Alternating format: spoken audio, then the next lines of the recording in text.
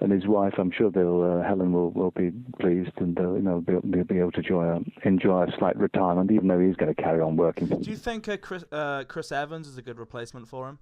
I've never really liked Chris Evans on radio. I've never listened to his show, to be honest. I don't get to listen to an awful lot of radio now, but I used to love him on TV when he did. Do you remember a show he did called Don't Forget Your Toothbrush? Yes. One of the best light entertainment formats ever. It was a vibrant, exciting show, and I just loved that show. And he brought so much energy to it. And also when he was on Big Breakfast, he was good on that. I've never really rated him as a radio presenter, although I know a lot of people in the business do rate him very, very highly, and are very pleased that he's doing the show in the morning. I think it's a great opportunity, but the thing I've always found about Chris Evans is it's kind of an unnatural style of presenting that he does. And I always find that when I listen to him, it's not, like you get Steve Wright or Chris Moyles to an extent is natural. It's very loose flowing. I don't think Chris Evans really does that on radio. Yeah, it's interesting. No, I don't listen to him that much. I've never really. I always found him a little bit grating, a bit brash and abrasive. And wasn't really the sort of thing. And his style is not the sort of show I really want to listen to particularly. Maybe I'm wrong, and maybe I should have another listen, go back and have a listen to it. But it's something I should do. I don't know. Fair enough. There's only so many hours in the day. Now, obviously you're a well-known voice actor. Just can you just describe a typical day of your voice acting? So what's the whole procedure? Well, listen, the great thing about my work is there is no typical day. It's no 2 days are the same, which for me is part of the attraction of this work. In that, it's at the end of every day, the next day you start all over again. You're unemployed. You've got to start working again, and you're only as good as your last job. So it keeps you on your toes. A typical day for me would be.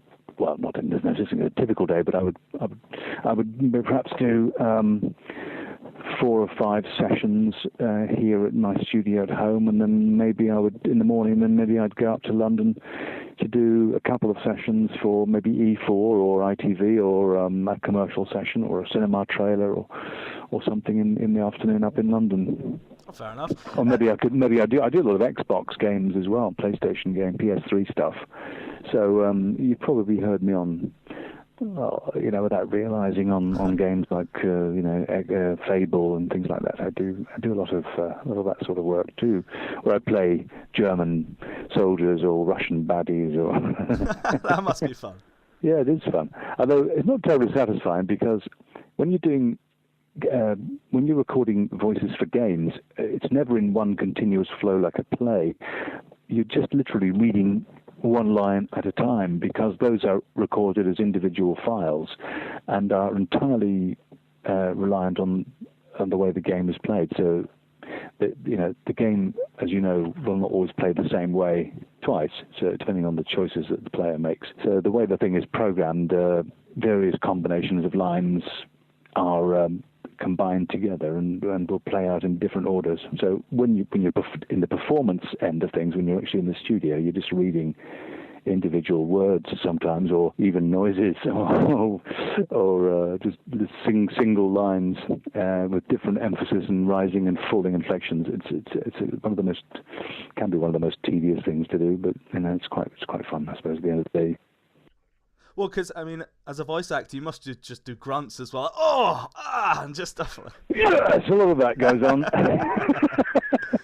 Oof! And it just says, dies violently. It's just like an episode of Batman. Moaning on the ground, stabbed by a knife, has water thrown over him, falls off a cliff. It's entirely up to you to interpret what that might sound like. Now, how much input do you have in the script, or is it very much you kind of directed on what voiceover? Well, I am on some projects absolutely none, on others quite a lot. On the video game side, yes, there is a script, but any director worth his salt would always welcome input, and I always try and, if I think it's appropriate and where I think I can improve on something, I'll always try to say, I think it'd be better if we did it this way or that way, and invariably they'll say, yeah, go and give it a go, and sometimes it works, sometimes it doesn't. And also when I do, E4, I do the promos for E4, I'll do the same kind of scenario there. The guys that write those scripts are so clever, they're so funny, and they generally turn up with having spent hours working on them themselves, and invariably it's fine as it is. But sometimes I'll just have an idea that maybe that word might change, or we could maybe change the ending on that, or put a little funny thing there. Yeah, just sort of add a little bit of gloss to it. But by and large, the people I work with more or less all the time get it right. Okay, I guess my next question is, now, you were saying that, the voiceover for E4. How did that come about? The E4 one was quite interesting, actually. I was literally called out of the blue by, my agent called me and said, E4 want to see you. Can you come down and do a voice test for a promo? And I said, yeah, okay. So I rolled down to a studio in London, met the creative director of E4, and he said that a lovely old guy called Patrick Allen, who you may know, whose name you may know. He did Vic and Bob as well, didn't he? He did, yeah. And I'd known Patrick, not well, but I'd worked with him on and off on, as you say, Vic and Bob show. I did Smell of Reeves and Mortimer with him, and I'd worked with him on promos and various things for Screen Sport and various other bits and bobs over the years. I'd known him that well, but I'd always admired his work and his voice. I thought it was a terrific delivery style. And I was called in anyway to the E4 audition, and Neil, the guy who runs E4, said that very sadly that Patrick had died literally fairly recently, and they were looking for a replacement for him. And Neil had actually heard he recently bought a DVD of The Smell of Reeves and Mortimer, on which Patrick and I both feature as voices, and he'd listening to that, thought that I would make a fairly good replacement for Patrick. So he asked me to audition. I did audition, and they auditioned quite a few other people. And luckily, for me, that is, they thought that I would fit the bill, and so that was must be 2 or 3 years ago now. And I've been doing E4 ever since, and loving every single week of doing it. It's one of the nicest gigs I think to do. It's just they're just such fun, and gently taking the piss out of everybody. Was there a lot of pressure on you to try, and like when he died and they asked you to replace him as a voice, was there a lot of pressure on you to get it right? Yeah, yes, there was. And also I felt extremely awkward about it, because he hadn't been dead that long, and they wanted me to get as close to him as possible, which I felt very awkward about, actually, very uneasy about it.